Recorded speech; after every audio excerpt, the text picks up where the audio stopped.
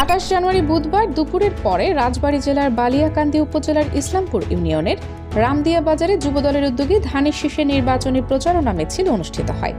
উক্ত অনুষ্ঠানে প্রধান অতিথি হিসেবে উপস্থিত ছিলেন জনাব সাজিদুর রহমান ইদ্রিস, সভাপতি ইসলামপুর ইউনিয়ন বিএনপি।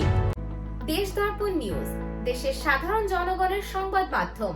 আপনার সংবাদ এবং বিজ্ঞাপন প্রচারের জন্য যোগাযোগ করুন স্ক্রিনে দেখানো হোয়াটসঅ্যাপ নম্বরে। বিশেষ অতিথি হিসেবে উপস্থিত ছিলেন জনাব শামসুল আলম শামু, সাবেক সাধারণ সম্পাদক ইসলামপুর ইউনিয়ন বিএনপি।